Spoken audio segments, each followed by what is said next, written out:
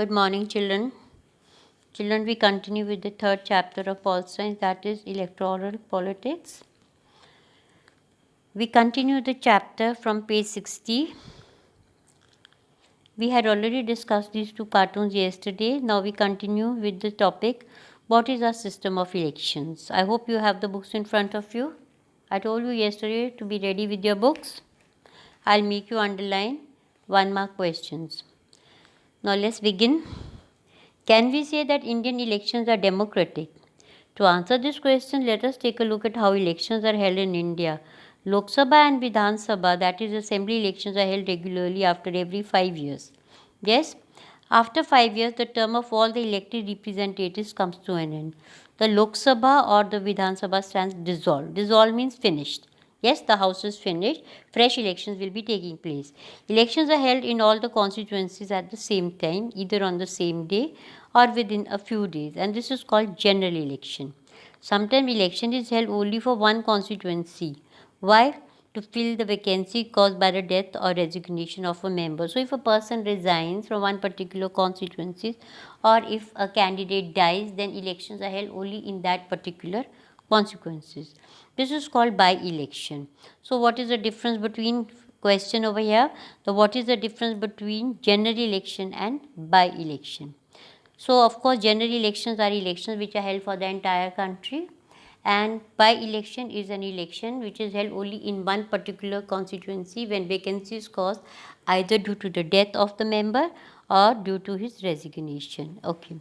The next topic is electoral constituencies. Now, what is meant by electoral constituencies? In our country, we follow an area-based system of representation. The country is divided into different areas for the purpose of elections, and these areas are called electoral constituencies. The voters who live in an area elect one representative. Look at this figure. Now, children, yes? Now, children, let me first read it, then I'll explain it to you.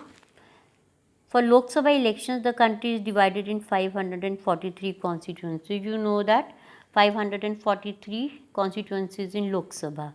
The representatives elected from each constituency is called a member of the parliament or an MP.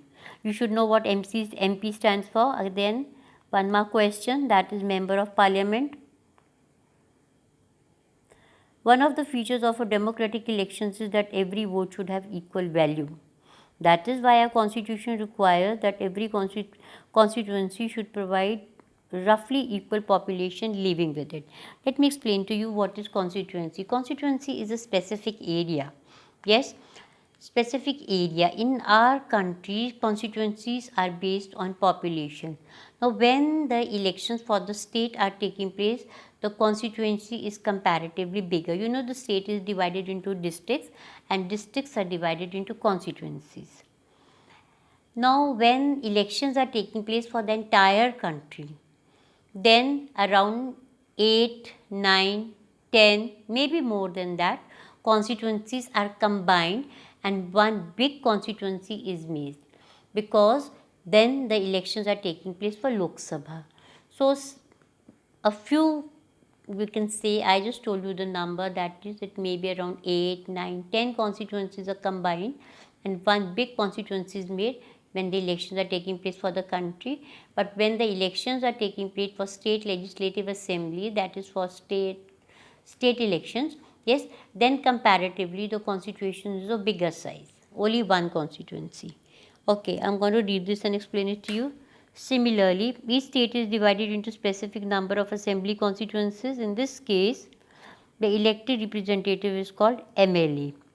Each parliamentary constituency has within it several assembly constituencies. The same principle applies for panchayat and municipal elections also. Each village or town is divided into several wards that are like constituencies, and each ward elects one member of the village or the urban local body. Sometimes these constituencies are counted as seats. So, whenever a person gets elected from one particular constituency, they say that a person has got a seat from there. Next page. Reserve constituency. What is meant by reserve constituency? Before I continue with this, I want you to show the map on the next page. Look at this page, children. You have this map on your in your books also given on page 63. And you look at this map. If you look at this map, you can see that this map is in this map, India is divided into 543 constituencies. 543 seats in Lok Sabha, that is why 543 constituencies. The area which is blank, yes, white in color, that is for general category. Now you have heard of STs and SCs and other backward classes, OBCs.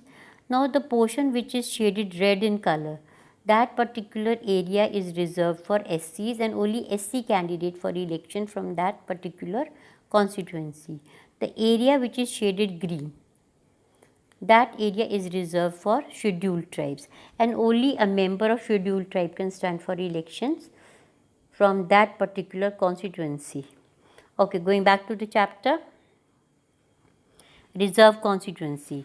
Our constituency entitles every citizen to elect his or her representatives and to be elected as a representative.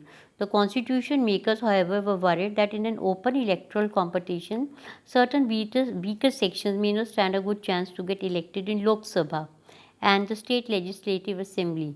They may not have the required resources, education, and contacts to contest and win the elections.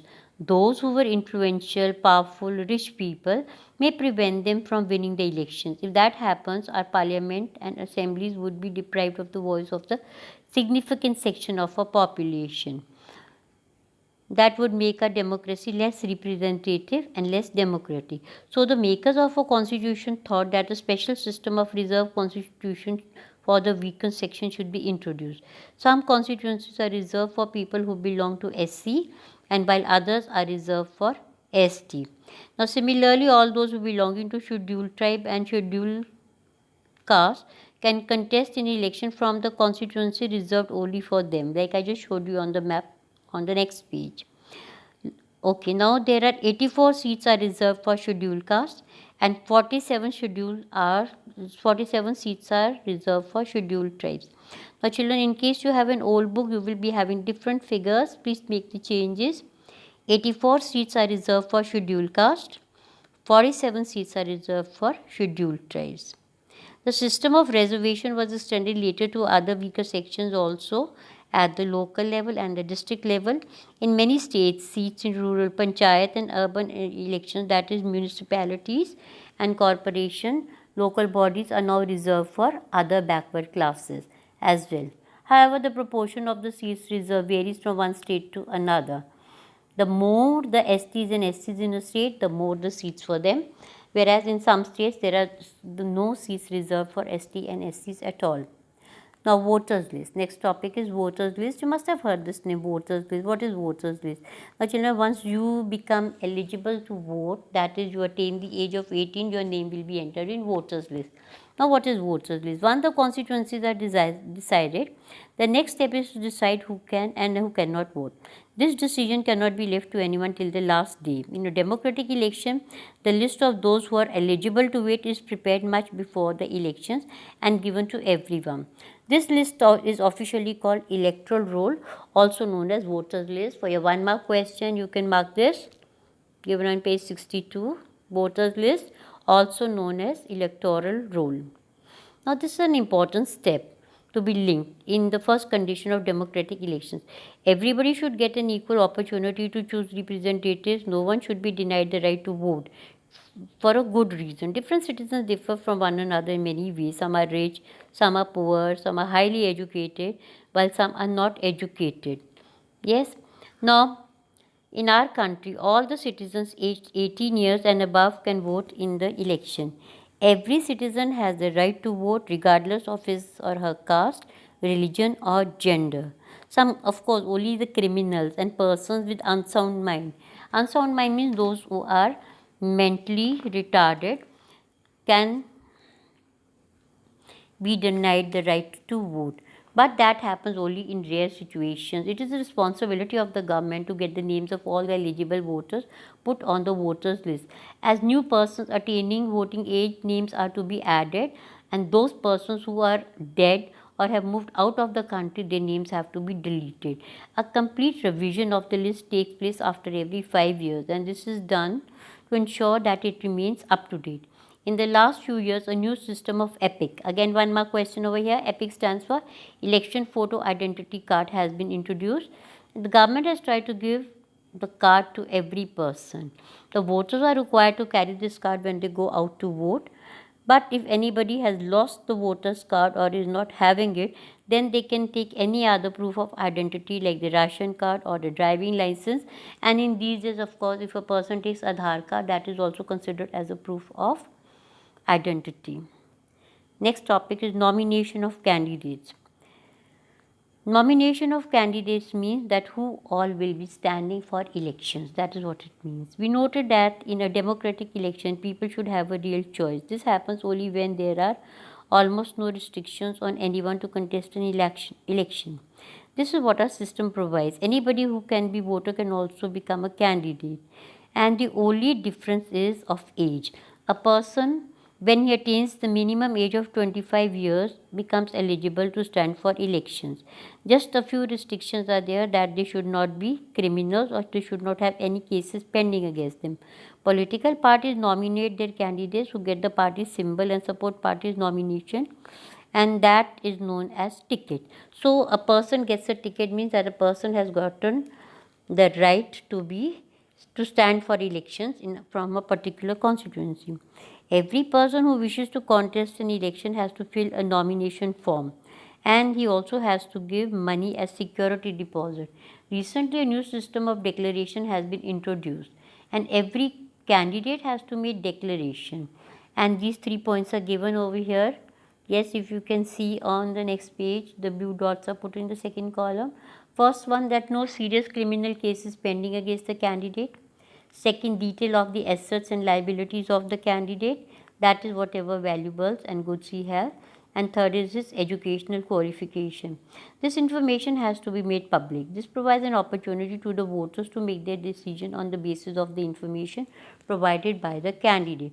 So if you are going to vote, you should know every detail about the person for whom you are going to vote, his educational qualification, his assets, how many assets. Asset means how much property, how much valuable goods he is having.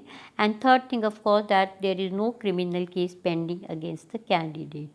In children, you can see in the box which is given at the bottom, educational qualification for candidates. And they ask you a very intelligent question over here. Why is there no educational qualification for holding such an important position when some kind of educational qualifications is needed for any other job in the country? You apply for a job and the first thing which they want to know is their educational qualification. But when you want to stand for elections, then there is no requirement of educational qualification. What is the reason behind it? Educational qualifications are not relevant to this kind of a job. The relevant qualification for selection to an Indian cricket team, for example, yes, if a person wants to get selected to India and has the talent to play, his education qualification does not matter over here. Same is the case that if a person wants to become a politician, his education qualifications don't matter over here. Even if education was relevant, it should be left to the people to decide how much importance they give to educational qualifications. And in our country, an education qualification would go against the spirit of democracy. For yet another reason, that it means developing a majority of country citizens the right to contest elections. So many people are uneducated. They stand for elections and they get elected. Yes, a graduate degree like BA, BCom, BSc was made compulsory for candidates. More than 90% of the citizens, if these degrees are made compulsory, yes, then of course 90% of the citizens will become ineligible to contest elections. What does this mean? This means that the people who are standing for elections, even if they are uneducated, they have not been able to even pass the class 10, they can stand for elections. Good news? Yes? Okay, that's all for today. We will continue with the remaining chapter tomorrow. Just give reading from page 60 to page 64. Any doubt, you can get your queries Claire by sending me a message. That's all for tonight today. Thank you, children.